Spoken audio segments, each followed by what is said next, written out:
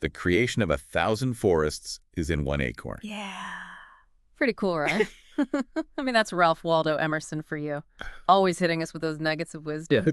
Welcome to the deep dive, especially to all of our global enthusiasts out there and, those of you gearing up for the UPSC exams. Yes. Today, we are diving deep into a fascinating concept that's really taking root all around the world: Miyawaki forests. Right. So imagine this dense, lush forest springing up right in the heart of cities, thriving in just a few years. Okay. I mean, it sounds almost magical, right? It does. We're going to be drawing insights from a really interesting article that was in the Indian Express recently, and it highlighted how this technique was actually used during the Kumbh Mela in Prayagraj. Oh, wow.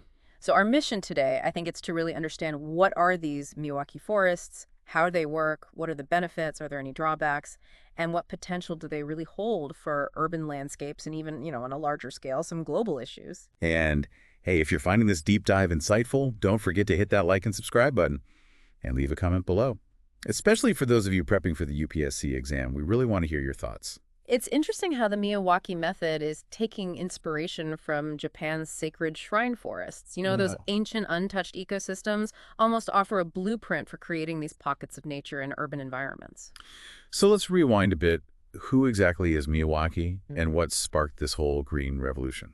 The story begins back in the 1970s with a botanist named Akira Miyawaki, and what he observed was that these shrine forests were so incredibly resilient and diverse, with a layered structure that was unlike anything he had seen, in managed forests. Wow. That observation is what led him to develop the Miyawaki technique, which is really aimed at replicating these naturally occurring forests in areas that have been stripped of their native greenery, because of urban development. And this resonates with the challenge that we're seeing globally. How do we restore what's been lost to development? From what I understand, it's all about mimicking nature's playbook. Precisely. It's about working with nature's inherent intelligence and not trying to impose our own order on it. So instead of planting rows of single species, as is often the case in, traditional forestry, Miyawaki focuses on dense planting of various native species. I'm talking 3 to 5 plants per square meter. Wow. Yeah, it may sound chaotic, but it actually mirrors the randomness and the competition of a natural forest. The article mentioned Miyawaki forests reaching maturity in just 3 years, as opposed to the decades it takes naturally.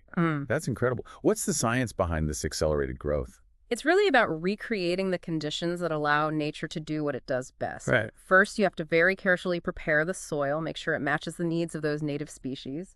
Then you select a diverse mix of plants factoring in, the local climate, the ecosystem. And then you plant them densely, and this creates competition for sunlight and nutrients, which then encourages that rapid growth. So it's like fast-forwarding nature's process. The Kudapuram forest in Chennai, that's a fantastic example, isn't it? It is. It really showcases how this technique can transform even small patches of land into these thriving ecosystems. But let's be real. Every solution has its limitations. Some critics have argued that Miyawaki forests, while visually appealing, they lack biodiversity compared to natural forests. How would you respond to that? It's true that Miyawaki forests aren't a perfect replica of those old-growth forests, and they do tend to prioritize rapid growth and density, which initially can limit biodiversity. However, as these forests mature, they create a microclimate that then attracts a wider range of species: insects, birds, other wildlife. Okay. It's an evolving ecosystem that over time can support greater biodiversity than a sterile urban landscape. So while they might not be identical to ancient forests, they offer a significant improvement over concrete jungles. Absolutely. What about long-term maintenance? Are these forests truly self-sustaining, or do they require that ongoing intervention? One of the key principles of the Miyawaki technique is to create a self-sustaining ecosystem.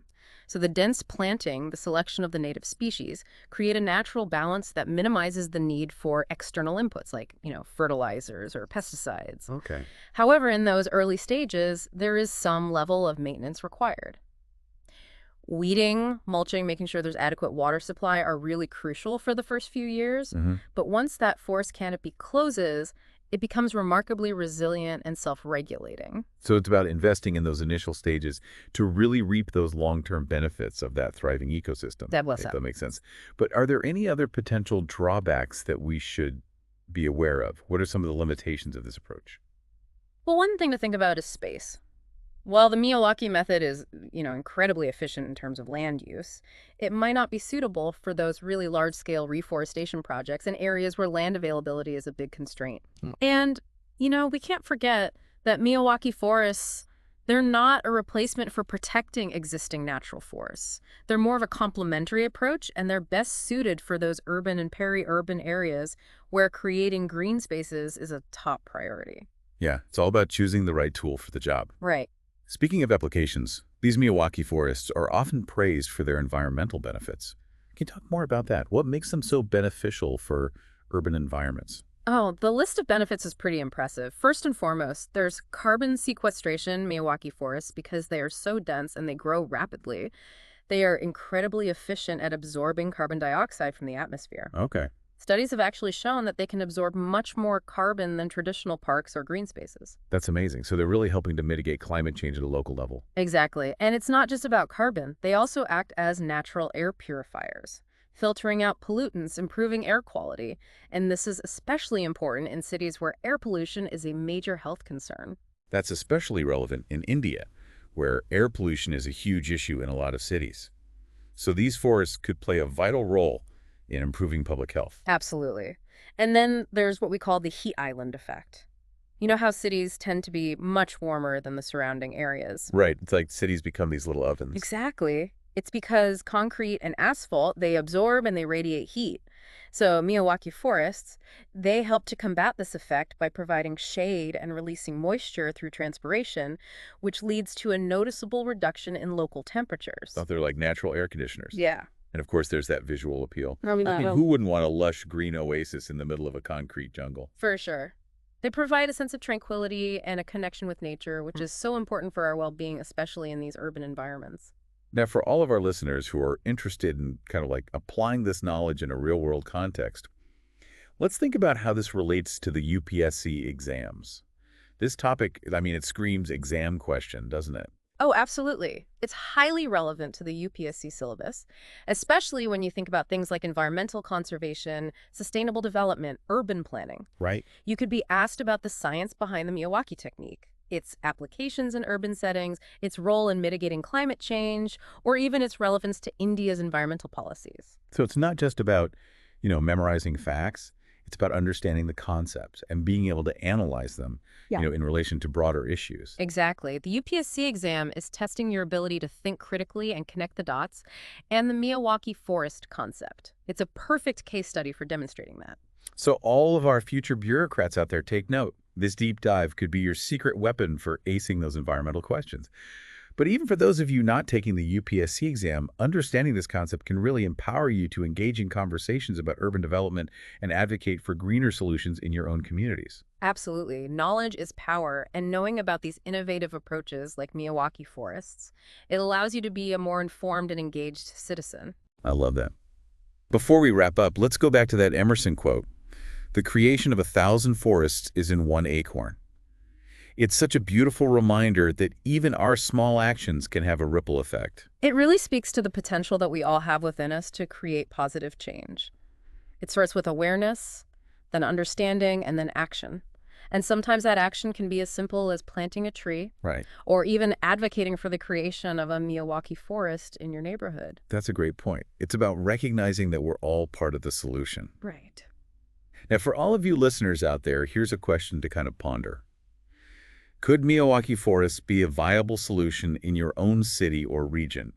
What factors would you need to consider? We would love to hear your thoughts in the comments below.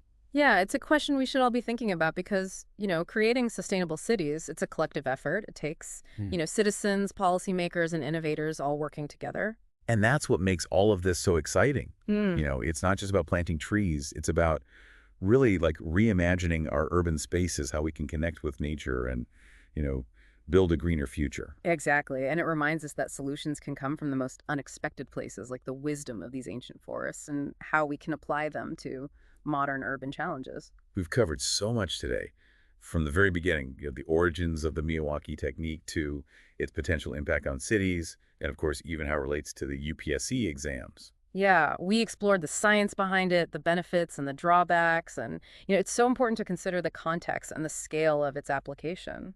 It's been a fascinating journey into this world of Miyawaki forests, and I really do hope all of you listeners out there have, gained some valuable insights from this deep dive. We hope you'll continue exploring this topic and research some initiatives, maybe in your own communities, and think about how you can contribute to creating a greener, more sustainable future. And hey, if you enjoyed this deep dive, be sure to hit that like button, subscribe to the channel, and leave a comment below. We always love hearing from all of you. Until next time, keep those deep dives going.